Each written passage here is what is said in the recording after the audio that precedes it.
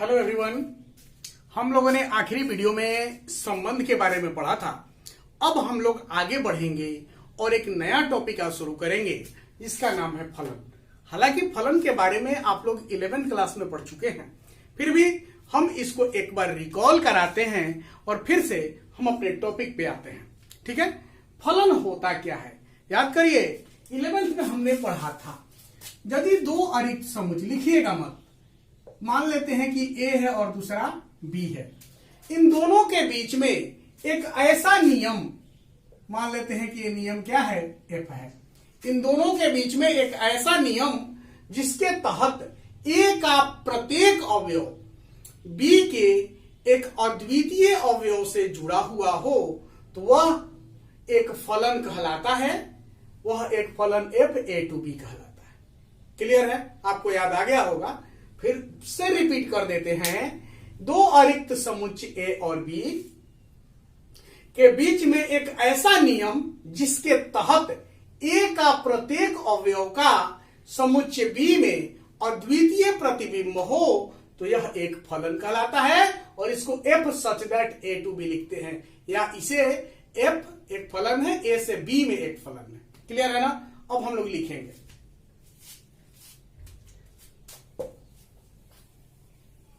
लिखते हैं, माना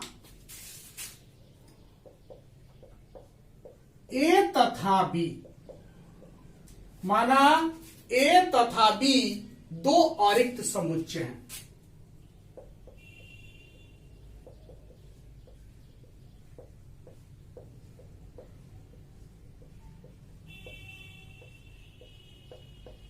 माना ए तथा बी दो अरिक्त समुच्चय हैं तो एक ऐसा नियम एफ, तो एक ऐसा नियम एफ, एक ऐसा नियम एफ जिसमें क्या कर रहा है, समुच्चय ए के, यहां लिखेंगे, जो समुच्चय ए के, फिर से देखिएगा, माना ए तथा बी दो अरिक्त समुच्चय हैं तो एक ऐसा नियम एफ जो समुच्चय ए के प्रत्येक अवयव एक्स को, प्रत्येक अवयव एक्स को समुच्चय बी के, समुच्चय बी के एक अद्वितीय अवयव से, एक अद्वितीय अवयव से एक अद्वितीय अवयव से संबद्ध करता है, संबद्ध करता है, जिसे एफ ऑफ एक्स द्वारा निरूपित करते हैं, जिसे एफ ऑफ एक्स द्वारा निरूपित करते हैं। समुच्चय ए से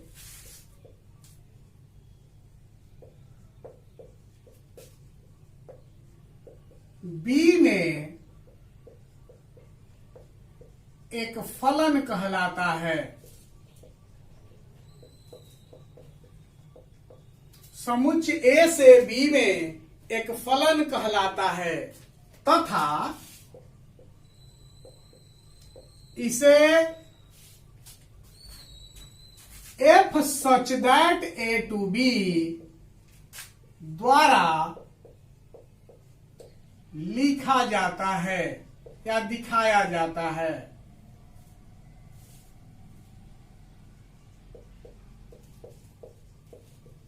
ठीक है, f such that A to B द्वारा लिखा जाता है। क्लियर है ना? अब एक बात यहां समझिएगा कि एफ ऑफ एक्स जो है वह एक्स का क्या कहलाएगा, प्रतिबिंब कहलाता है। पैराग्राफ बदल के लिखिएगा, एफ ऑफ एक्स को अवयव एक्स का प्रतिबिंब कहा जाता है। प्रतिबिंब कहा जाता है तथा एक्स को एफ ऑफ एक्स का पूर्व प्रतिबिंब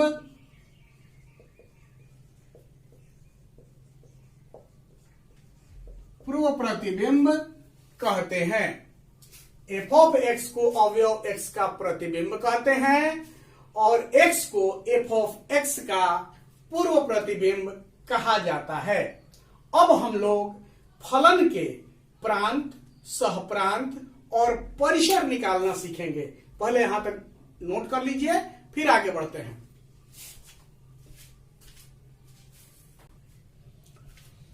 अब हम लोग किसी भी फलन का प्रांत, सहप्रांत एवं परिसर निकालना सीखेंगे।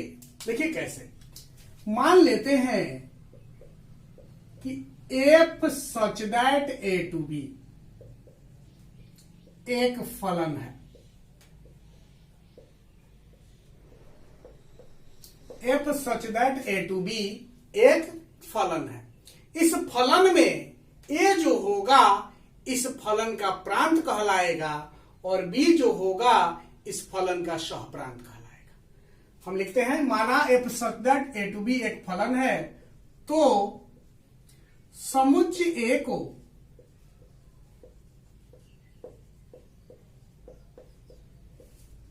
फलन एफ का प्रांत तथा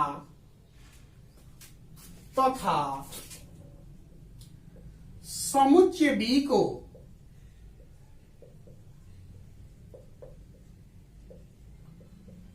फलन एफ का सहप्रांत कहा जाता है।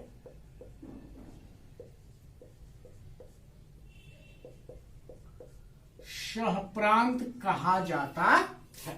क्लियर है। तथा परिसर की भी बात कर ले।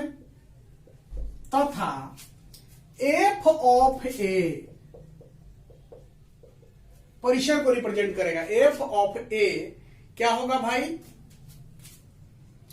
F of x such that, f of x होगा सच दैट, ये किसका प्रतिबिंब? एक्स का। एक्स किसका मेंबर है? ए का, है ना।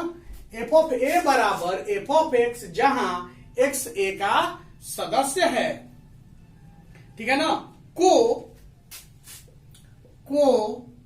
फलन एफ का परिसर कहा जाता है। परिसर कहा जाता है।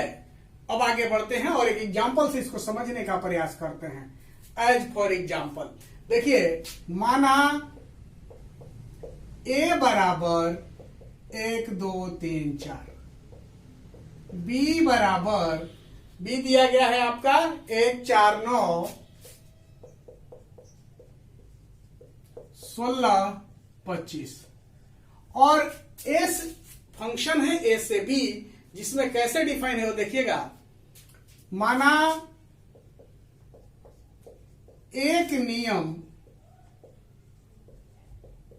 एफ, एक नियम एफ दिया गया है ए से बी में, जहां एफ ऑफ एक्स बराबर एक्स स्क्वायर। ठीक है। एक्स क्या है यहां पर? एक्स जो है for all x belongs to a, यानी एक्स जो है इस समुच्चय ए का अवयव है। ये फॉर ऑल एक्स मतलब सभी एक्स जो कि सदस्य है किसका? समुच्चय ए का। ठीक है। अब इसको हम लोग सबसे पहले वेन डायग्राम से दिखाते हैं। देखिए कैसे। ए 1 2 3 4 ये समुच्चय ए है। ये समुच्चय आपका बी है। देखिए बी में है 1, 4, 9, 16, 25। ए और बी एक रूल एफ से जुड़े हैं, एक नियम एफ से जुड़े हुए हैं। किस तरह से जुड़े हैं कि एफ एक्स बराबर एक्स स्क्वायर, यानी 1 का स्क्वायर करेंगे तो क्या आएगा 1, 2 का 4, 3 का 9 और 4 का 16। क्लियर है। यहां एक बात ध्यान से देखिए, एफ ऑफ 1 बराबर क्या 1 स्क्वायर बराबर 1, एफ ऑफ 2 बराबर 2 स्क्वायर बराबर 4, एफ ऑफ 3 बराबर 3 का स्क्वायर बराबर 9 और एफ ऑफ 4 बराबर 4 का स्क्वायर बराबर 16। क्लियर है ना। अब ध्यान दीजिए तो समुच्चय ए के सभी अवयव यानी कि 1, 2, 3, 4 का समुच्चय बी में अद्वितीय प्रतिबिंब है। ठीक है ना। हम क्या देख रहे हैं कि समुच्चय ए का प्रत्येक अवयव का, समुच्चय ए के प्रत्येक अवयव का समुच्चय बी में प्रतिबिंब है, इसलिए समुच्चय ए से बी में एफ एक फलन है। हम लिख सकते हैं, हम क्या लिख दें कि समुच्चय ए के, अब चाहो तो यहां लिख सकते हो, मिटा दें,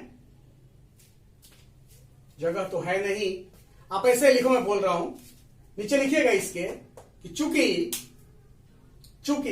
समुच्चय ए के प्रत्येक अवयव का समुच्चय बी में अद्वितीय प्रतिबिंब है, इसलिए f such that A to B, इस तरह से, इसलिए f such that A to B एक फलन है। अब एक बात यहां देखना है, हमने देखा कि 1 का प्रतिबिंब 1, 2 का 4, 3 का 9, 4 का 16, तो इसका प्रांत क्या होगा, सहप्रांत क्या होगा, परिसर क्या होगा। देखिए हम यहां लिखते हैं प्रांत, किसका प्रांत, एफ का, तो एफ का प्रांत ए ही होगा ना, यानी कि ए में क्या क्या था भाई 1, 2, 3, 4। फिर सहप्रांत की बात कर लें, सहप्रांत किसका, एफ का, यानी कि बी, यानी क्या 1, 4, 9, 16, 25। अब हम बात करते हैं जो सबसे इंपॉर्टेंट है परिसर की। तो समुच्चय ए के सभी अवयवों के प्रतिबिंब का जो समुच्चय होगा वह परिसर कहलाएगा।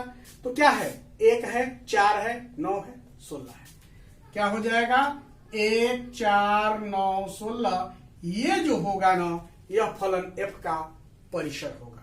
मैं समझता हूं कि आप लोगों को प्रांत, सहप्रांत और परिसर क्लियर हो गया होगा। अब हम लोग आगे बढ़ते हैं।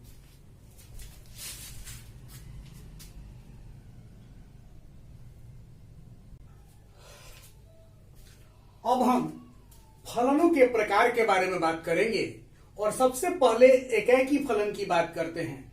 एकैकी यानी कि 1, 1, जिसको कि एकैक यानी कि इंजेक्टिव फंक्शन भी कहा जाता है। एकैकी फलन होता क्या है समझ लीजिए, उसके बाद इसको लिख लेंगे।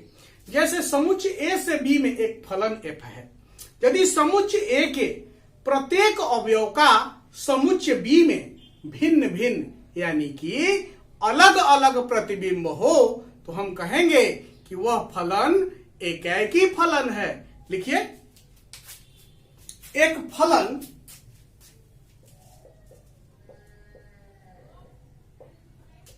F such that A to B, एक फलन F such that A to B एकैकी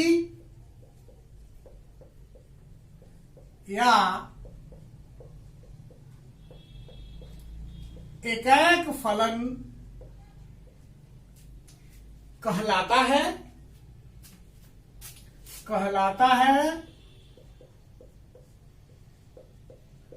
यदि ए के, ए मतलब समुच्चय ए के प्रत्येक, ए के प्रत्येक, ऐसे लिखते हैं, एक फलन F such that A to B एकैकी या एकैक फलन कहलाता है यदि, एक मिनट, एफ के अंतर्गत एफ के अंतर्गत ए के भिन्न भिन्न अवयव का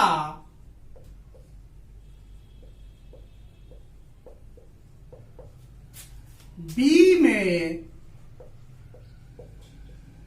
भिन्न यानी कि अलग अलग प्रतिबिंब हो,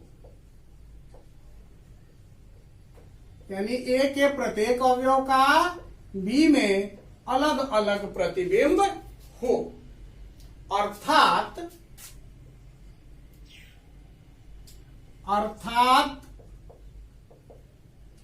यदि एफ ऑफ x1 बराबर एफ ऑफ x2 है तो यह इंप्लाइज करेगा कि x1 और x2 बराबर है। कहने का मतलब कि x1 और x2 का प्रतिबिंब बराबर है। इसका मतलब कि x1 और x2 दो अलग अलग एलिमेंट नहीं है, सेम एलिमेंट है।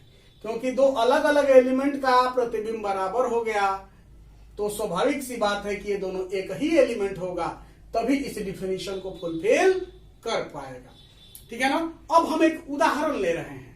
ठीक है, मान लेते हैं एज फॉर एग्जाम्पल, माना f such that n to n, यानी प्रांत भी नेचुरल नंबर और सहप्रांत भी नेचुरल नंबर। प्रांत और सहप्रांत हम लोग प्राकृतिक संख्याओं का समुच्चय ले रहे हैं और यह कैसे परिभाषित है, एफ ऑफ एक्स बराबर 2x फॉर ऑल x, यानी सभी x के लिए जो कि प्रांत का अवयव है, n का अवयव है। क्लियर है। अब देखिए, तो हमको दिखाना है कि यह फलन क्या है, एकाएकी है। सबसे पहली बात, वेन डायग्राम से इसको दिखाना ज्यादा आसान होगा।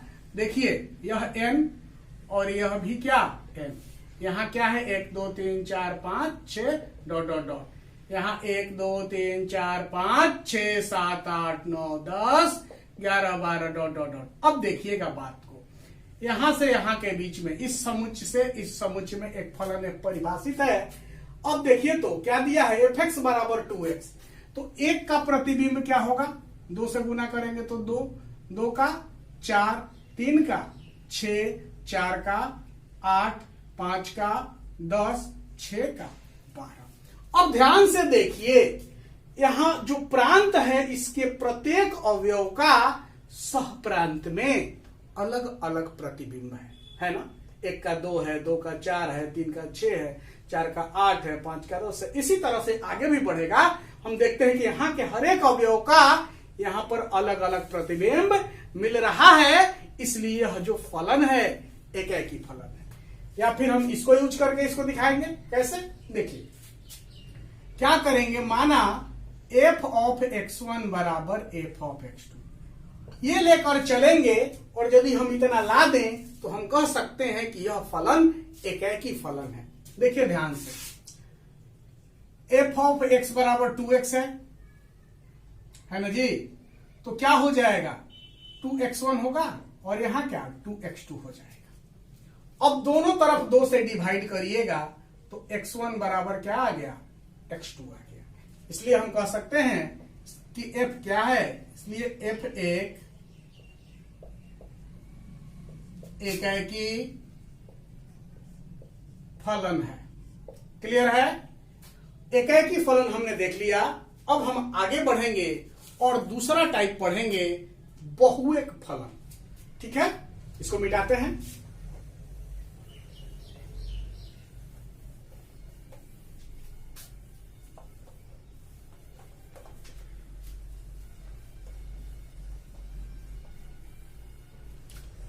दो नंबर बहुएक फलन, यानी कि बहु का मतलब मेनी, एक का मतलब वन, मेनी वन फंक्शन। नाम से ही क्लियर है कि प्रांत के बहुत यानी 2 या 2 से अधिक अवयवों का सहप्रांत में एक ही प्रतिबिंब हो, यानी प्रांत के 1 से अधिक अवयव का यदि सहप्रांत में समान प्रतिबिंब आ जाए तो वह फलन आपका क्या कहलाएगा, बहुएक फलन कहलाएगा। चलिए लिखते हैं, एक फलन f such that a to b, एक फलन f such that a to b बहुएक फलन कहलाता है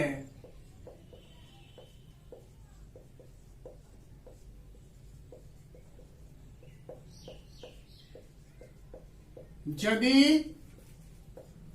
एक फलन f such that a to b बहुएक फलन कहलाता है यदि f के अंतर्गत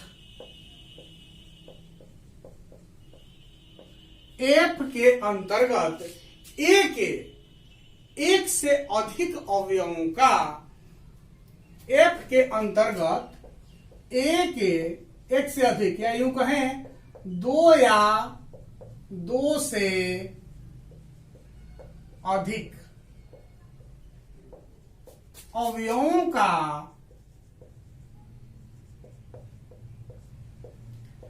यदि f के अंतर्गत a के दो या दो से अधिक अवयवों का b में समान प्रतिबिंब हो,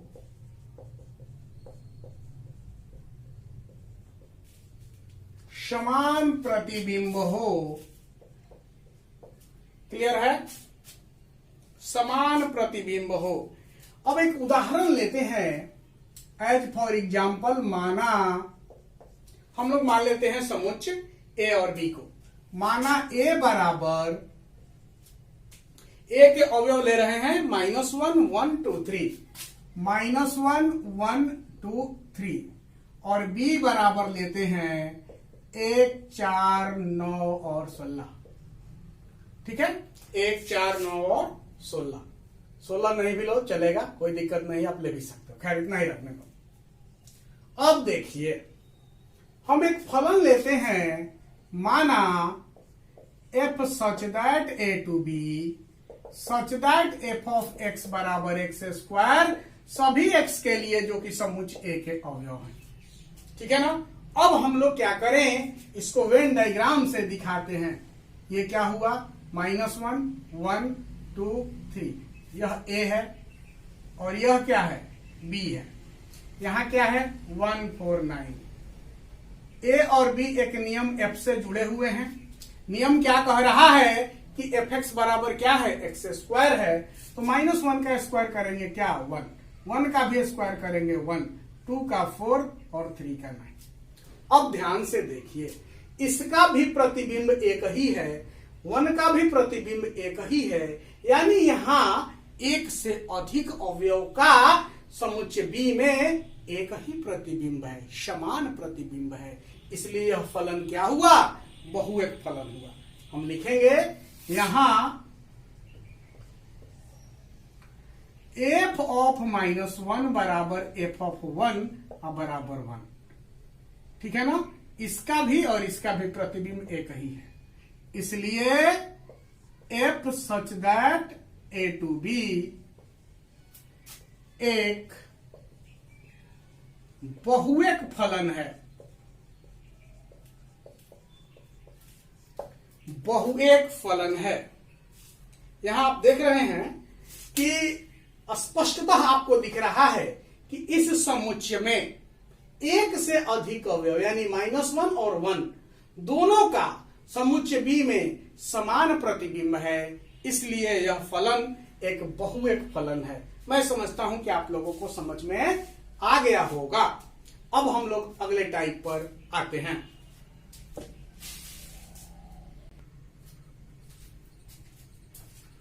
अब आते हैं तीसरे टाइप पर, जिसका नाम है आच्छादक या आच्छादी फलन।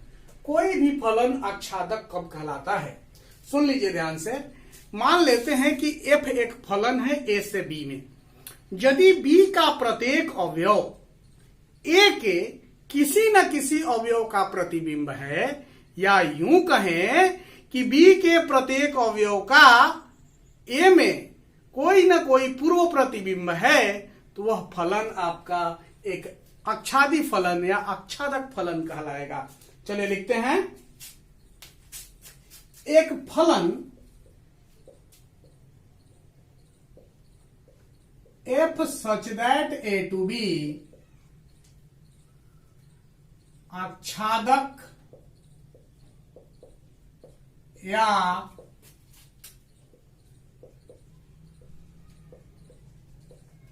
आच्छादी।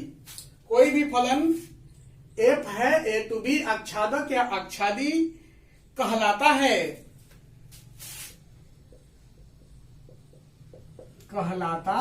है, यदि एफ के अंतर्गत बी के, ऐसे लिखिए, एफ के अंतर्गत बी का प्रत्येक अवयव ए के किसी न किसी अवयव का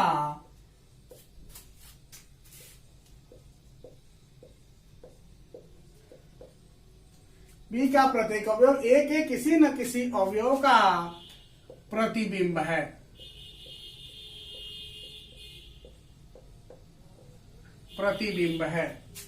क्लियर है? अर्थात हम यूं कह सकते हैं कि बी के प्रत्येक अवयव का ए में कोई न कोई पूर्व प्रतिबिंब है। क्लियर है? अर्थात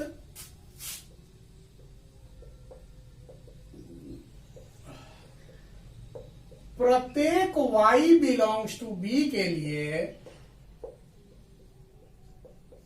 प्रत्येक y जो कि बी का मेंबर है, उसके लिए ए में क्या होना चाहिए? पूर्व प्रतिबिंब होना चाहिए। के लिए ए में एक ऐसे अवयव x का अस्तित्व इस प्रकार हो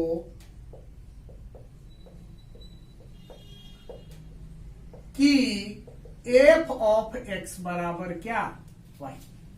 एफ ऑफ एक्स बराबर वाई। अर्थात समझिएगा, एफ आच्छादक कब होगा?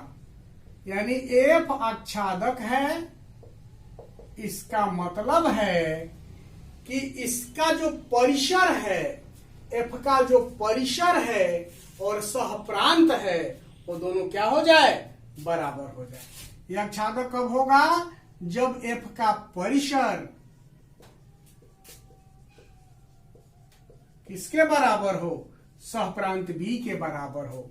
यानी एफ का परिसर यहां के लिए ले रहे हैं, बी के बराबर यदि होगा तो एफ आच्छादक होगा। या यूं कहें कि यदि एफ आच्छादक है तो फलन ए टू बी है, तो फलन एफ का परिसर बी के बराबर होना चाहिए।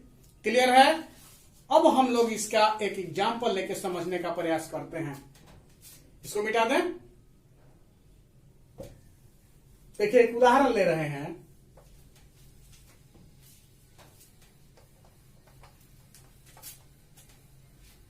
देखिए,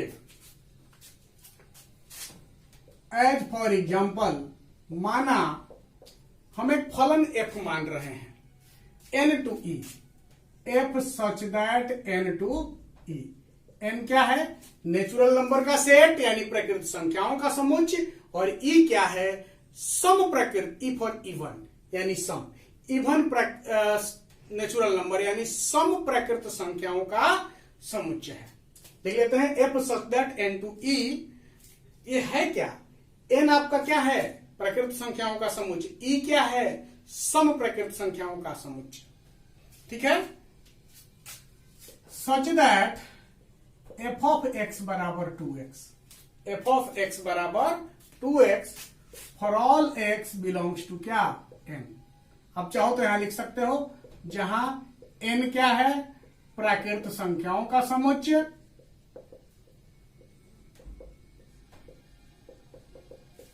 खैर, ये तो सबको पता होता है, फिर भी लिख दिए हम। ई नहीं पता होता है ना? ई कोई ऐसा फिक्स नोटेशन नहीं है, तो लिख देते हैं इसको, सम प्राकृत संख्याओं का समुच्चय है ये।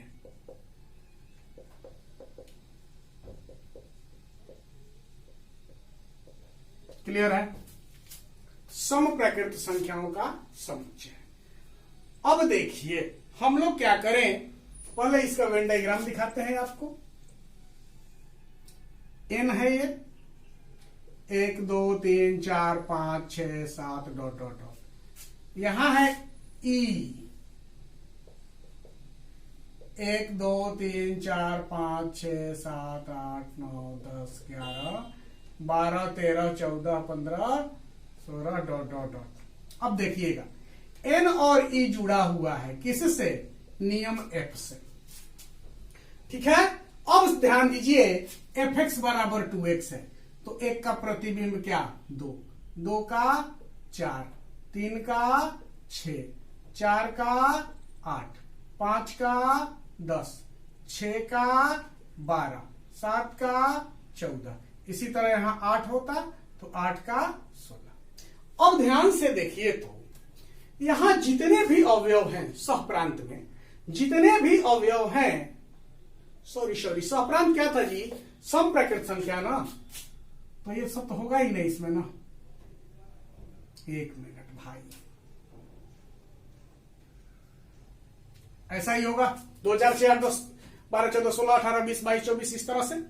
तो यहां जितने भी अवयव हैं प्रांत के किसी न किसी अवयव के प्रतिबिंब है, या यूं कहें कि यहां जो भी अवयव है उन सबका इस एन में, इस प्रांत में पूर्व प्रतिबिंब है। देखिए कैसे, 2 का 1 हो गया 4 का, 2 हो गया 6 का, 3 हो गया 8 का, 4 हो गया 10 का, 5 हो गया 12 का, 6 हो गया 14 का, 7 और 16 का। इसी तरह हर एक अवयव का यहां पर पूर्व प्रतिबिंब होगा, या यूं कहें कि यहां पर जो भी अवयव है इस समुच्चय के किसी न किसी अवयव का क्या है, प्रतिबिंब है। इसलिए यह फलन क्या होगा, आच्छादक होगा। क्लियर है। अब इसको हम लोग थोड़ा सा टेक्निकली समझ लें कैसे लिखेंगे। अब देखिएगा यहां एफ एक्स बराबर 2x है, यानी कि y बराबर 2x, यही ना हुआ। हम क्या करते हैं, x बराबर क्या लिख सकते हैं, y बाई। क्लियर है, लिखेंगे अतः प्रत्येक y बिलोंग्स टू e के लिए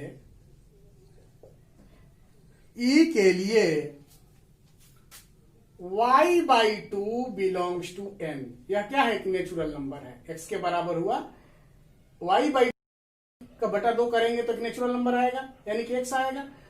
y बाई 2 क्या आया, x आया, तो y बाई 2 एक नेचुरल नंबर होगा, का अस्तित्व इस प्रकार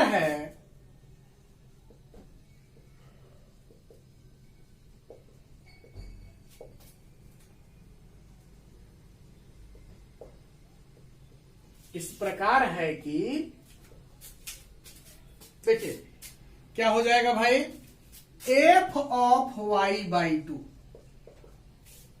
एफ ऑफ एक्स क्या था 2x, तो 2 हुआ, x की जगह पे y बाई 2 हुआ, 2 2 कटेगा, क्या बचेगा, y बचेगा। ठीक है ना, यानी हर एक इसके लिए ये आ रहा है, यानी हर एक y के लिए y बाई 2 एक क्या है, पूर्व प्रतिबिंब है। क्लियर है ना, तो यह फलन क्या कहलाएगा, आच्छादक कहलाएगा। अब अगले पे आते हैं, अगला नंबर है एकाकी तथा आच्छादक फलन। ठीक है ना, 4 नंबर।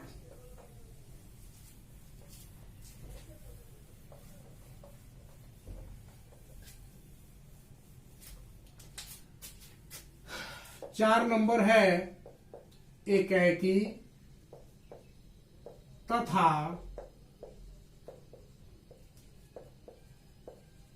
आच्छादक फलन। एकाकी का मतलब 1 1 एंड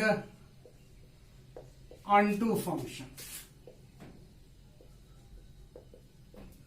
क्लियर है ना, देखिए ये अलग कुछ भी नहीं है, एकाकी के बारे में आप जानते हैं और आच्छादक के बारे में भी अभी अभी हमने पढ़ा है। तो कोई भी फलन जब वह एकाकी भी हो और आच्छादक भी हो तो वह फलन एकाकी आच्छादी फलन या एकाकी आच्छादक फलन कहलाता है। एक फलन F such that A to B एकाकी आच्छादक फलन कहलाता है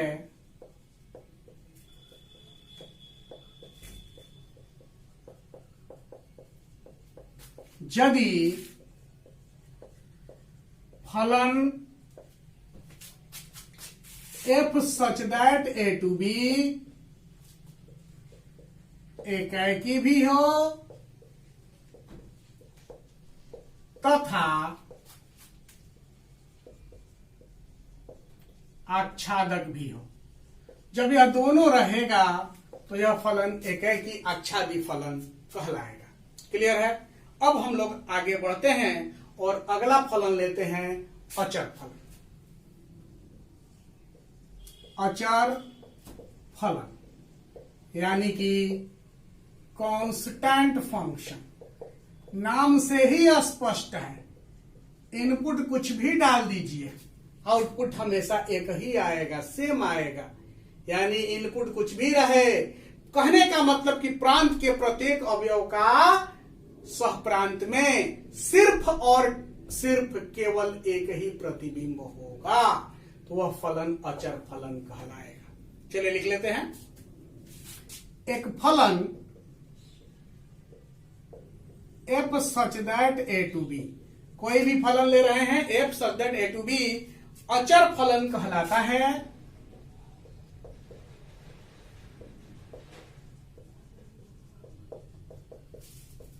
यदि एक फलन f such that a to b अचर फलन कहलाता है यदि a के प्रत्येक अवयव का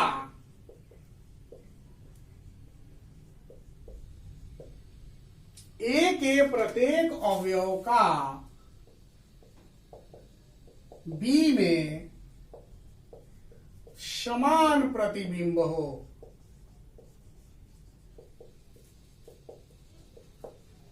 समान प्रतिबिंब हो। ठीक है, उदाहरण ले लेते हैं। माना A बराबर, ले लीजिए कुछ भी, 1 2 3, B बराबर ले लेते हैं 5 7 9। फलन किस तरह से परिभाषित है वो देख लीजिए। माना f such that a to b है, such that f of x बराबर क्या, 5। किसके लिए? सभी x के लिए जो कि सेट A के मेंबर है। ठीक है ना? अब यहां समझिएगा, यहां पर x की जगह पे 1 भी रखेंगे तो 5 ही आएगा, 2 रखेंगे तो भी 5, 3 रखेंगे तो भी 5। यानी इनपुट कुछ भी डाल भैया, आउटपुट 5 ही देगा। यानी A के प्रत्येक अवयव का प्रतिबिंब 5 ही होगा। इसलिए यह फलन क्या कहलाएगा? अचर फलन कहलाएगा। आप लिख सकते हो अस्पष्टता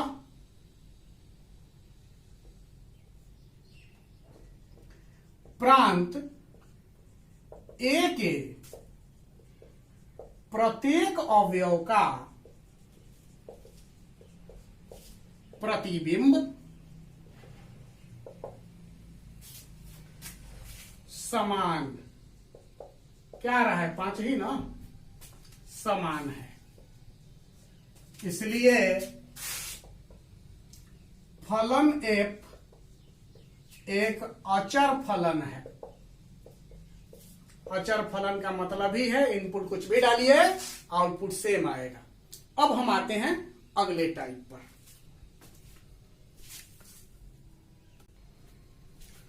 चलिए आगे बढ़ते हैं।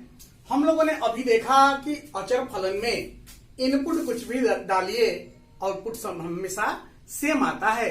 या हम कह सकते हैं कि अचर फलन जो होता है उसका परिसर एक एकल समुच्चय होता है। आप चाहो तो इसको नोट करके लिख लो, ऑब्जेक्टिव में काम आ सकता है।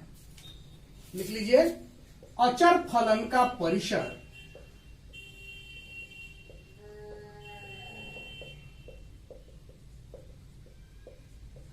एक एकल समुच्चय होता है।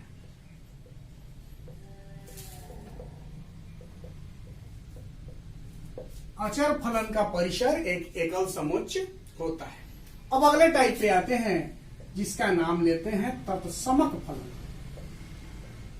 तत्समक के बारे में आप लोग परिचित ऑलरेडी होंगे, फिर भी आइडेंटिटी फंक्शन, नाम से ही स्पष्ट है कि हर एक एलिमेंट का जो प्रतिबिंब होगा वो खुद ही होगा, यानी जितना इनपुट डालेंगे आउटपुट भी वही मिलेगा। यानी 1 है तो आउटपुट भी 1, इनपुट 2 है तो आउटपुट भी 2। यानी प्रांत के वैल्यू लेंगे और जो वैल्यू डालेंगे फंक्शन में आउटपुट भी वही दे देगा। वो फलन क्या कहलाता है? तत्समक फलन यानी कि आइडेंटिटी फंक्शन कहलाता है। लिखेंगे एक फलन समुच्च ए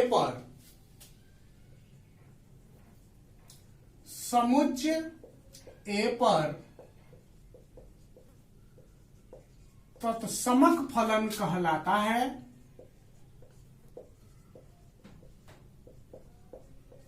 तत्समक फलन कहलाता है। कब कहलाएगा भाई?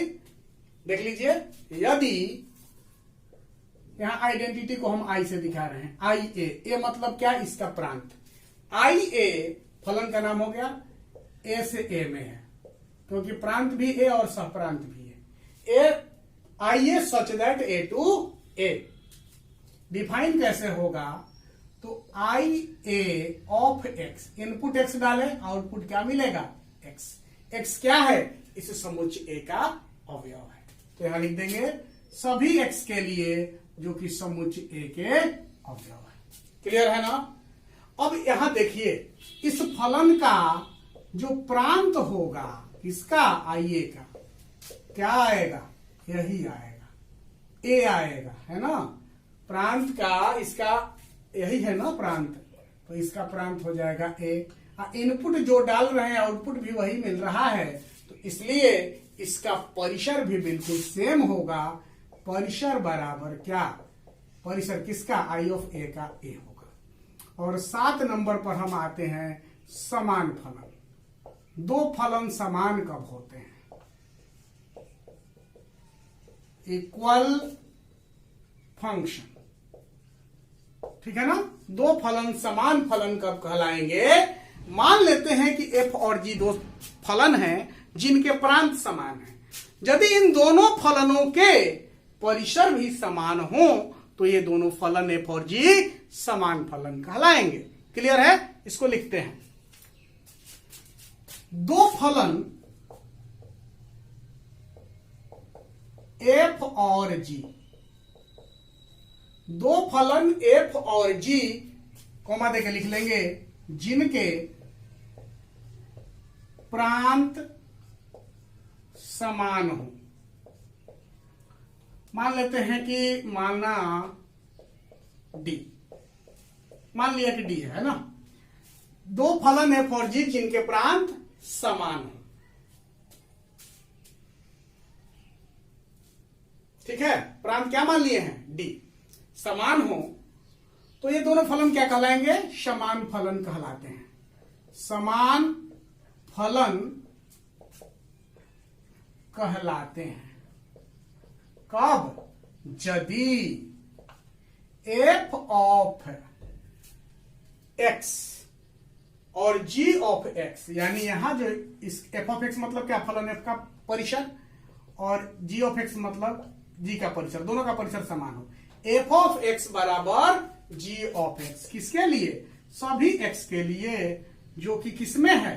डी में है, इनके प्रांत में है, ठीक है ना? तो ऐसी कंडीशन में एफ और जी दोनों फलन क्या कहलाएंगे?